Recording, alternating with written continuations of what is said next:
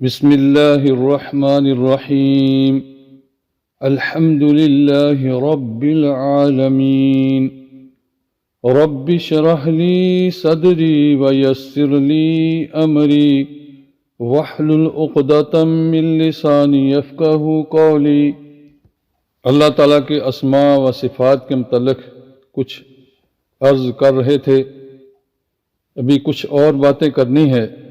اس سے پہلے کہ ہم اللہ کے اسماء و صفات کا ذکر شروع کریں، اس کی توفیق سے دو حدیثیں سنا دینا چاہتا ہوں۔ اللہ تعالیٰ کی عظمت اتنی زیادہ ہے کہ آدمی سوچ نہیں سکتا کہ کتنی بڑی اس کی عظمت اور اس کی بڑائی اور کبریائی ہے اور اس کا جلال۔ ابن ماجہ کے اندر ایک حدیث ہے 195، اور یہ حدیث مسلم میں بھی ہے۔ رسول اللہ صلی اللہ علیہ وسلم نے ارشاد فرمایا، حجابہ النور لو کشفہ لأحرقت سبحات وجہہ منتہا الیہ بصرہ من خلقہ۔ اس کا حجاب نور ہے، یعنی اللہ تعالیٰ اور مخلوق کے درمیان نورانی پردہ ہے۔ اگر اللہ تعالیٰ اس کو ہٹا دے، اس کے چہرے کی تجلیات ساری مخلوق کو جہاں تک اس کی نظر پہنچتی ہے، یعنی اس کی نظر تو ساری مخلوق پہ ہے، سب جل کر راکھ ہو جائیں، یعنی ساری مخلوق جل جائیں۔ اس کی عظمت اور اس کی کبریائی اور اس کا جلال اتنا زیادہ ہے کہ ساری مخلوق اس بات کا تحمل نہ کر سکیں۔ یہ صرف ایک مومن کو اللہ توفیق عطا فرمائیں گے کہ جنت کے اندر اللہ تعالیٰ کا دیدار فرمائیں گے۔ کہنے والے اور سننے والوں کو اللہ تعالیٰ یہ نعمت نصیب فرمائے۔ دوسری حدیث بھی اللہ کی عظمت پر بہت زیادہ روشنی ڈالتی ہے۔ ہمارے دلوں کے اندر اللہ کی بڑائی اور اس کی کبریائی پیدا ہو جائے۔ ایک دن نبی صلی اللہ علیہ وسلم نے صحابہ کرام کو کہا، ان یمین اللہ ملا لا یغیظها نفقۃ صحاء اللیل والنہار ارأیتم ما انفق مذ خلق السماوات والارض۔ اللہ کا ہاتھ بھرا ہوا ہے، اسے کوئی خرچ کرنا، یعنی جو کچھ اللہ تعالیٰ مخلوق کے اوپر خرچ کر رہا ہے، کم نہیں کرتا، جو دن اور رات وہ خرچ کرتا رہتا ہے۔ پھر آپ نے فرمایا، کیا تم جانتے ہو کہ جب سے اللہ تعالیٰ نے آسمان اور زمین کو پیدا کیا ہے کتنا خرچ کر دیا ہے؟ یعنی سارا خرچ کرنے پہ بھی کوئی کمی نہیں ہوئی، کیونکہ اس کے دائیں ہاتھ میں جو کچھ ہے وہ کم نہیں ہوتا، یعنی اتنا خرچ کرنے کے باوجود بھی کوئی کمی نہیں ہوئی۔ یہ ہے رب العالمین کا جلال اور اس کی عظمت کہ آج تک ساری مخلوق پر خرچ کرنے کے بعد بھی ایک رائی کے برابر بھی کمی نہیں ہوئی۔ سبحان اللہ و بحمدہ۔ یہ بات دوبارہ سن لیں کہ اللہ تعالیٰ نے جتنے بھی نام قرآن مجید میں یا نبی صلی اللہ علیہ وسلم کی زبان مبارک سے ہمیں بتائے ہیں، جن اسماء و صفات کا ذکر آپ صلی اللہ علیہ وسلم نے مختلف دعاؤں میں بھی کیا ہے، ان کا انکار نہ کیا جائے، نہ ہی ان کی تعویل کی جائے، اور نہ ان کی کیفیت بیان کی جائے، اور نہ ان کی تشبیہ دی جائے، بلکہ جس طرح اللہ تعالیٰ نے اور اس کے رسول نے ہمیں بتایا ہے اس طرح ایمان لایا جائے۔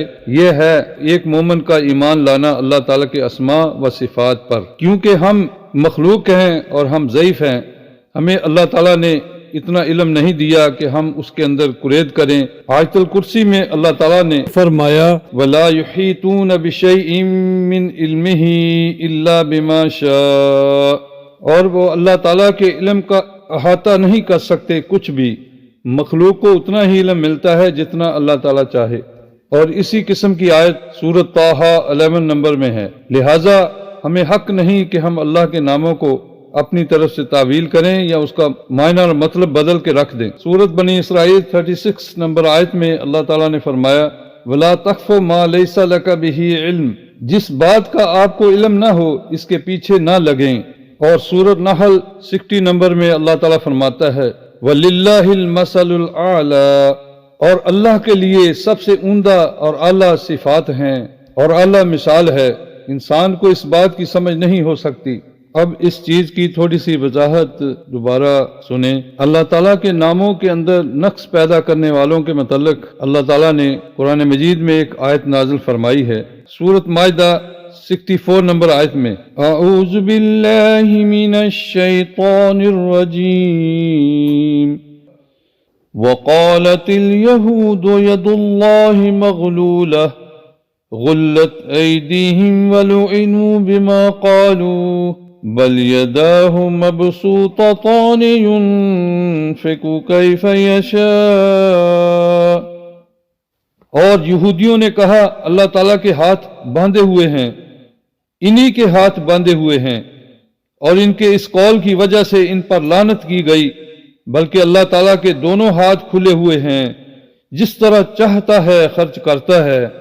اس طرح بہت سی ایسی آیات ہے جس کے اندر اللہ تعالیٰ نے ایسی چیزوں کا ذکر کیا ہے کہ بعض لوگ سن کر عجیب سا محسوس کرتے ہیں، حالانکہ کچھ تو وجہ یہ ہے کہ ان کو عربی کا علم نہیں، وہی لفظ عربی میں کچھ اور ہے اور اردو میں کچھ اور ہے۔ مثلا یہ آیت کو اکثر کوٹ کرتے ہیں لوگ سورۃ الانفال 30 نمبر آیت میں، وَيَمْكُرُونَ وَيَمْكُرُ اللَّهُ وَاللَّهُ خَيْرُ الْمَاكِرِينَ، اور ادھر وہ اپنی سازشیں کر رہے تھے اور ادھر اللہ تعالیٰ اپنی تدبیریں کر رہا تھا، اللہ تعالیٰ سب سے بہتر تدبیر کرنے والا ہے۔ مکر کا معنی عربی میں تدبیر کرنا بھی ہوتا ہے۔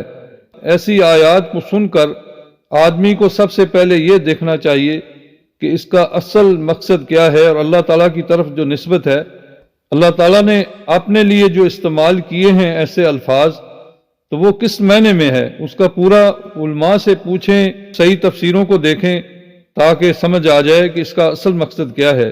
اسی طرح سورۃ طلاق کے اندر اللہ تعالیٰ نے فرمایا اِنَّهُمْ يَكِيدُونَ كَيْدًا وَأَكِيدُ كَيْدًا، بے شک کفار اپنی چالیں چل رہے ہیں، میں بھی اپنی چال چل رہا ہوں۔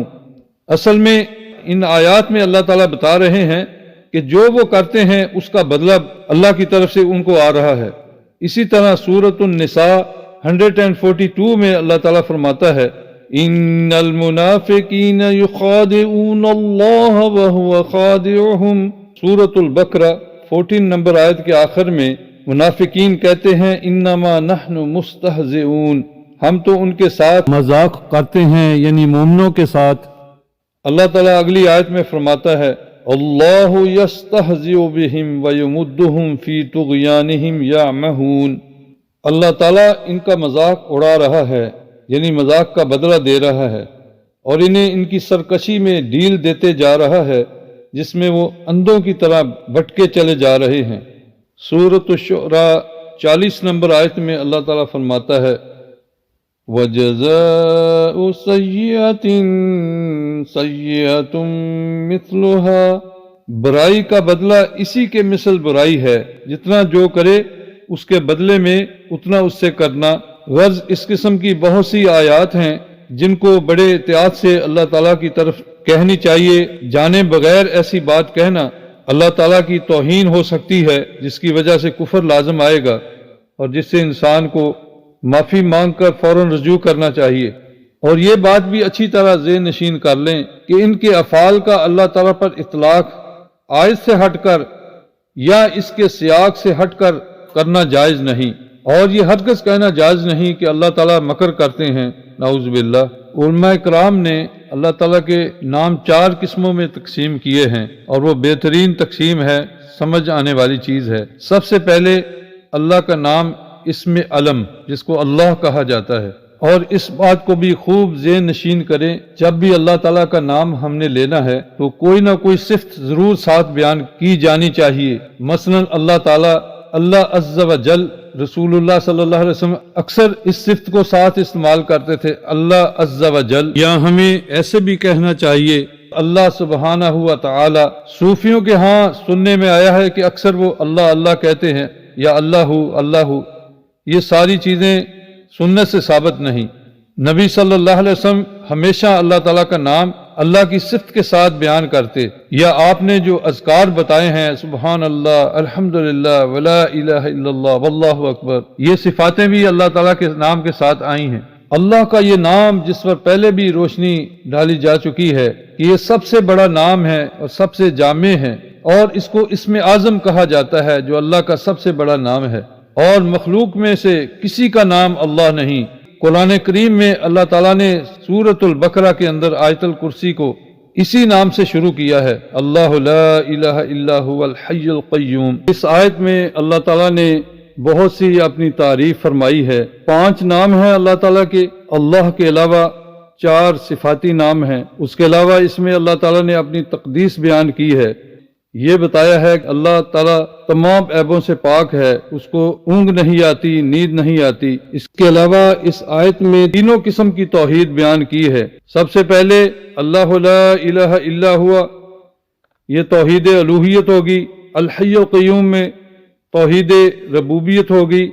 لہو ما فی السماوات و ما فی الارض میں توحید ربوبیت ہوگی۔ اور یہ ایسی آیت ہے جس میں اللہ تعالیٰ نے اپنی تقدیس بیان کی ہے، یعنی اللہ نے بتایا ہے کہ میں عیبوں سے پاک ہوں۔ لہٰذا اس آیت کو ہر آدمی کو خوب اچھی طرح ترجمے کے ساتھ مفہوم سمجھ کے پڑھنا چاہیے۔ ایک حدیث مسلم میں آتی ہے جس کا نمبر 810 ہے۔ ابی بن کعب رضی اللہ تعالیٰ عنہ کہتے ہیں کہ نبی صلی اللہ علیہ وسلم نے ایک دن مجھ سے پوچھا، ایو آیت فی کتاب اللہ اعظم، اللہ کی کتاب میں سب سے عظیم الشان آیت کون سی ہے؟ تو کہنے لگے، میں نے کہا اللہ و رسولہ عالم، اللہ تعالیٰ اور اس کا رسول زیادہ جانتے ہیں۔ فرددہا مرارا، آپ نے کافی دفعہ یہ الفاظ کہے، یعنی بار بار پوچھا۔ ثم قال ابی، پھر ابی رضی اللہ تعالیٰ عنہ نے کہا آیت الکرسی، آیت الکرسی۔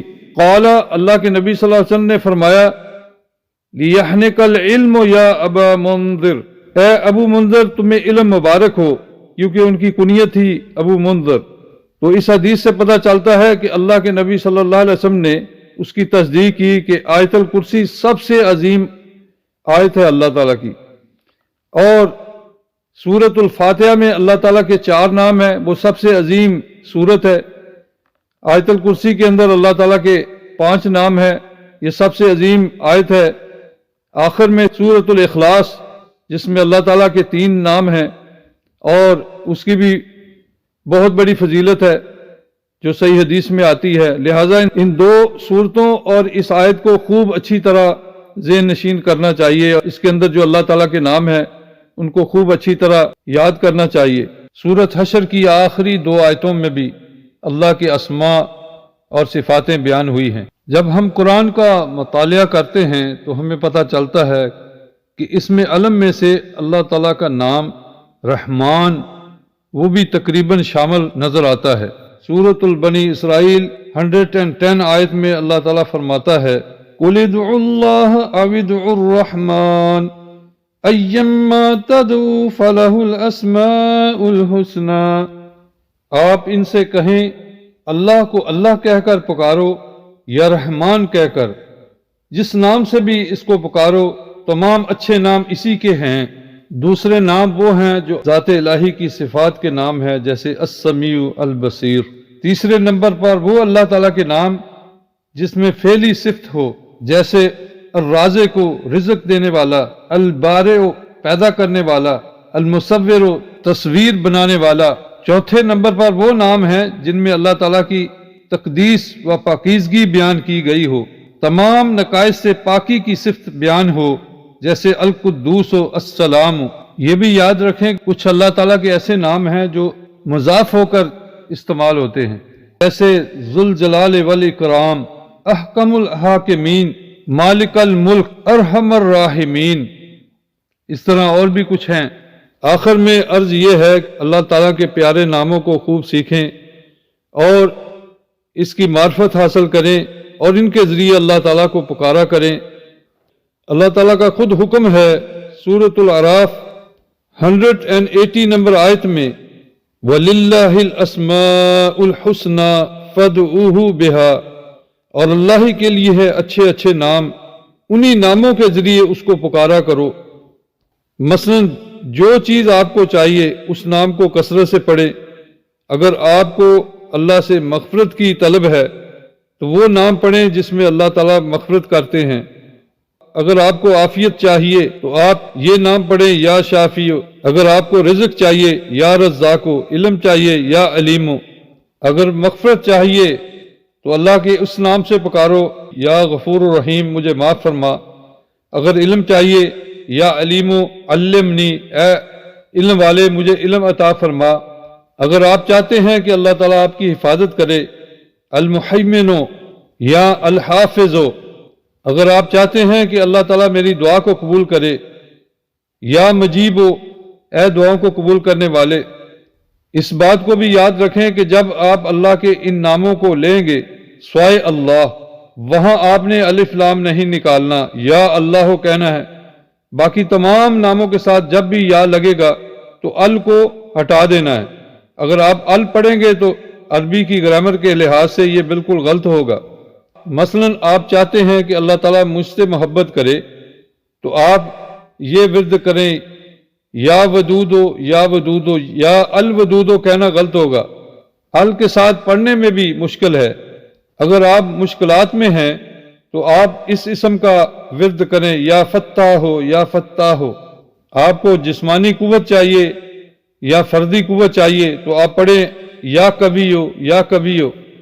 آپ کو امن چاہیے آپ پڑھیں یا مؤمنو یا مؤمنو۔ اللہ تعالیٰ ہمیں توفیق عطا فرمائے کہ اللہ تعالیٰ کے پیارے ناموں سے ہم اس کو یاد کریں۔ پہلے آپ کو بتایا گیا ہے کہ اللہ تعالیٰ کے نبی صلی اللہ علیہ وسلم کی بے شمار ایسی دعائیں ہیں جن کے اندر اللہ تعالیٰ کے ناموں کا واسطہ دے کر اللہ تعالیٰ سے دعا کی ہے، جن میں سے سر فہرست جو ہے یا حی یا قیوم برحمتک استغیث۔ اور ہم اب اپنے رب سے دعا کرتے ہیں کہ یا اللہ جو کچھ ہم نے کہا اور سنا اس کو اپنی بارگاہ میں قبول فرما، اور کہنے والا اور سننے والے سب تیرے ناموں کا واسطہ دیتے ہیں کہ ہمیں تو معاف فرما، ہمیں دنیا اور آخرت کی ساری بلائیاں عطا فرما، اور ہمیں مرنے سے پہلے شیطان کی شر سے بچا کر ایمان پر لے جا، آخرت کی ساری منزلیں ہمارے لیے آسان کر دے، یہاں تک کہ ہم جنت الفردوس میں بغیر حساب و کتاب داخل ہوں، اور ہمیں نبی صلی اللہ علیہ وسلم کا ساتھ نصیب فرما۔ اللہ رب العالمین ہمیں دنیا اور آخرت کی ساری نعمتیں عطا فرما، ہماری اولادوں کو صحابہ کرام کے نقشے پر چلا، ہمیں اور ہماری اولادوں کو قرآن حدیث کا علم نافع عطا فرما، اور ہمیں توفیق عطا فرما، ہم ساری دنیا کو تیری توحید کو بتانے والے بنیں اور تیرے دین کو پہنچائیں، اور ہم خود بھی عمل کریں اور ساری دنیا کو بھی اس کی دعوت دیں۔ سبحان ربک رب العزت عما یصفون وسلام علی المرسلین والحمد للہ رب العالمین۔